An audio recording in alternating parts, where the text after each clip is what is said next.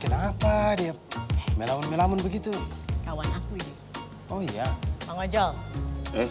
Kenapa? Apa kabar? Gimana kabarnya? Kok kayaknya ngelamun-ngelamun, banyak pikiran. Gimana bisnis? Lancar baju koko? Alhamdulillah, Neng.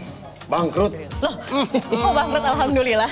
Bang Ojol, bangkrut kok alhamdulillah itu bagaimana ceritanya itu? Habis gimana lagi tuh Bang Abdur ya? Saya makan orang kecil. Mau marah ke siapa? Mau protes ke siapa? Mau ngadu ke siapa coba? Ngadu ke Tuhan, ke Allah. Udah itu mah. Kan sebagai ikhtiar tetap kita harus. Bahkan sampai ngadu sama presiden juga sudah. Tapi dia lagi sibuk untuk 2024. Oh begitu? Berarti kurang khusyuk ngadunya itu. Masa ngadu sama Allah nggak dapat solusi? Ada sih, tapi nyanggar liar. Liar. Nah, Pusing. cerita dulu atuh kunaon eta. Jadi gini kan, kenapa bangkrut? Mang Ojol teh kan jualan ya. Sudah mencoba jualan online. Nah, laku keras, banyak untungnya, Neng. Nah, bagus dong. Alhamdulillah ya. Nah, terus? Tapi baru juga seminggu masuk barang dari Cina. Bahan sama, kualitas sama. Tapi harga jauh lebih murah. Atuh, barang Bang Ojol jadi tidak laku, bangkrut matakna. Ya Allah. Wah, ini yang begini-begini memang banyak yang UMKM yang mengalami seperti Mamang begini. Banyak pisan, Mang Abdur, banyak. Tapi Mang Ojol mah santai saja, karena bagi Mang Ojol masalah itu sudah merupakan makanan sehari-hari ya. Ya Allah, apa yang dimakan? Masalah? Dikumpulin masalahnya banyak. Sampai-sampai Ojol mah ya mengumpulkan masalah. Belum tahu kan ada orang yang hobinya mengumpulkan masalah kan? Enggak, belum tahu sih. Punya masalah kumpulin ke Mamang, punya masalah kumpulin ke saya. Sok. Penonton punya masalah kumpulin ke Mamang, sok lah. Buat jadi lauk gitu, makan. Udah, Mamang pergi dulu ya. Mau kemana?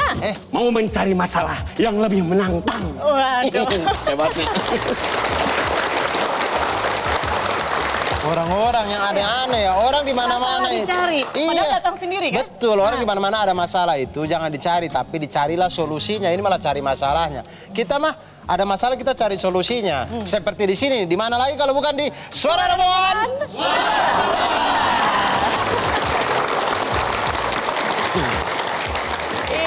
Selamat malam pemirsa, seperti biasa malam ini Suara Reboan kembali live dari Metro TV. Selain pemirsa di rumah, di studio juga sudah hadir bersama kami. Sudah ada di sini Asosiasi UMKM Indonesia dan juga perwakilan DPP PCS Tanah Abang. Juga tentunya musyawarah Reboan dari seluruh daerah di Indonesia. Mantap sekali teman-teman, halo dari berbagai daerah. Semoga sehat-sehat. Betul.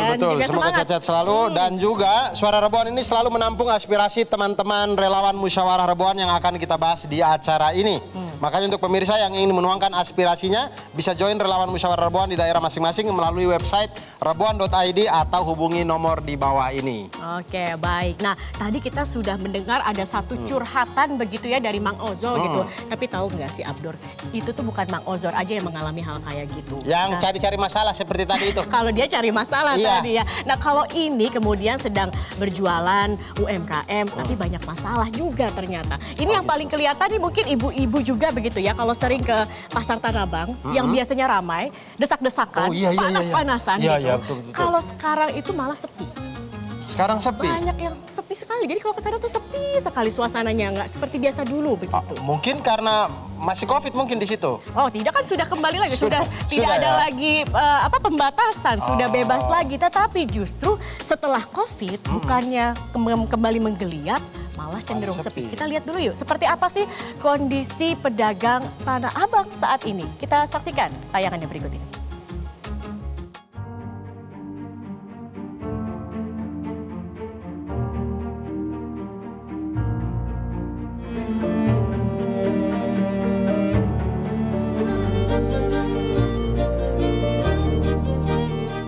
Keadaan Tanah Abang ini sangat sepi.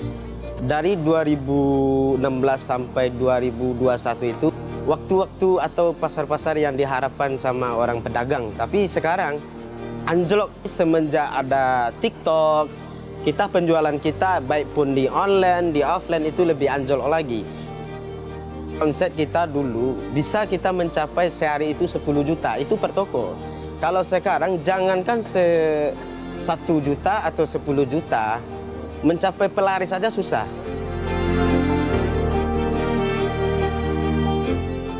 Tanah Abang keadaannya seperti ini aja. Kalau misalkan omset ya udah emang turun drastis banget gitu. Kadang ada 50.000 sehari gitu, nggak tentu juga sih gitu. Kadang ada dapat 150 gitu. Kita maunya pasar Tanah Abang itu seperti dulu lagi, seperti dari tahun ke tahun lah gitu.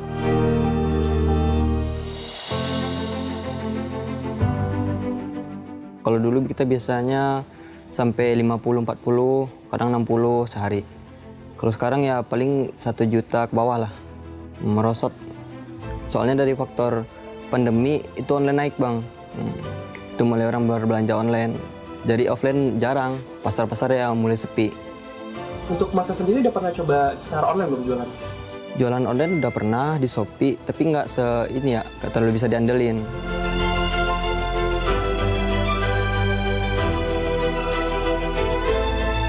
Sekarang benar-benar lagi prihatin pengusaha-pengusaha, orang-orang kecil ya, maksudnya yang pedagang-pedagang Tanah Abang lagi benar-benar terpuruk banget. Lagi benar-benar sepi karena mungkin ada persaingan dagang ya, kadang di online sekarang kan banyak. Sementara kita sebagai pedagang kecil benar-benar yang datang ke sini gitu. Benar-benar semua sekarang lagi menangis.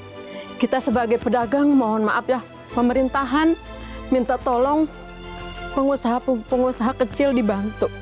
Sementara kita benar-benar pengusaha kecil benar-benar dari ini ya nyari uang ya.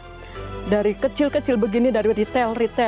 Orang yang datang, yang benar-benar kita harap orang yang datang. Mudah-mudahan orang petinggi bisa mengerti keadaan orang-orang yang terpuruk. Nah, itu tadi kita sudah mendengarkan suara hati dari para pedagang di Tanah Abang, sedih, prihatin. Sedih sekali Nona Zakia. Karena setahu saya memang di situ tuh ramai sekali, tapi betul. Tadi dikatakan biasanya sehari 10 juta, sekarang 1 juta saja sudah alhamdulillah begitu. Jadi memang ternyata sangat berdampak, tapi apa sih yang terjadi? Kenapa kok tiba-tiba jadi sepi begitu? Itulah mengapa kemudian pasar Tanah Abang yang tadinya menjadi pusat, bahkan bukan hanya Indonesia loh, pasar Tanah Abang itu terkenal sampai Iya, kemana-mana. grosir Asia Tenggara kan? Betul. Nah ini tiba-tiba sepi, ada apa sih sebenarnya? Coba kita akan tanyakan begitu ya. Di sini sudah ada juga nih teman kita, Direktur Eksekutif Center of Economic and Law Studies, Selyos, Mas Bima Yudhistira. Tadi ada, saya udah lihat. Nah itu Mas Bima. Oh itu dia. Halo Mas Bima. Mas Bima.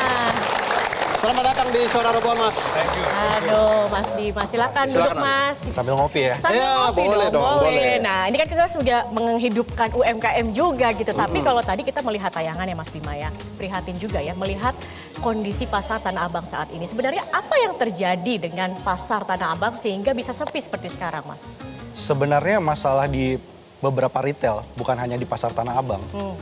Itu satu, masyarakat itu memang pasca lebaran, THR-nya udah habis. Oke. Kemudian sebagian juga melihat mau pilih mana nih, beli baju atau beli beras. Beras sekarang di beberapa daerah udah 18.000 per kilonya. Betul. Tapi itu kan sebenarnya yang terjadi sekarang. Pasar Tanah Abang ini dalam 1 tahun 2 tahun terakhir itu terasa sekali dampak dari adanya social commerce. Jadi media sosial digabung dengan e-commerce itu akhirnya mereka melakukan diskon dan promo, satu itu. Yang kedua, banyak sekali tokoh-tokoh atau influencer yang sudah punya banyak pengikut. Ya. Mereka ikut menjual barang yang identik dengan yang ditawarkan oleh para pedagang. Baik di Tanah Abang maupun di daerah-daerah. Pastinya akan kalah bersaing. Nah, jadi itu salah satu yang kita lihat juga punya andil. Ada transformasi digital begitu yang kemudian berpengaruh. Nah, transformasi digital ini kan barangnya sebenarnya mau diambil dari Tanah Abang, mau diambil dari pusat grosir lainnya, seharusnya Tanah Abang tetap ramai nih. Karena dia adalah sentra grosirnya. Tapi kalau kita lihat, yang terjadi sekarang ini di era e-commerce transformasi digital, ada pintu untuk impor berbagai barang. Impornya di sananya sudah murah, dapat diskon ongkos kirim plus mendapatkan banyak promosi yang akhirnya membuat persaingan Jadi, tidak sehat. Kalah bersaing harga begitu ya, betul. tidak bisa memberikan murah. Kalau misalkan tadi mungkin Mas taruh aja dulu kopinya di Wih, sini kan panas Mas. ya, panas. Iya, pegang terus saya takutnya begini-begini kurang account-nya gitu. Ya Mas Imam, tadi kalau misalkan mengatakan kalau misalkan kita memang ada kebiasaan untuk membeli sekarang dari digital gitu. Orang duduk-duduk, tidur-tiduran bisa langsung beli dan segala macam. Itu apakah perubahan kebiasaan masyarakat ini pengaruh? Kalau misalkan itu pengaruh, kenapa pedagang-pedagang di Tanah Abang, kenapa tidak go digital aja gitu? Nah, tapi sebelum Mas Bima jawab, kita rehat sejenak dulu. Tetap, jangan kemana-mana, tetap di Suara Rabuan. Suara Korban.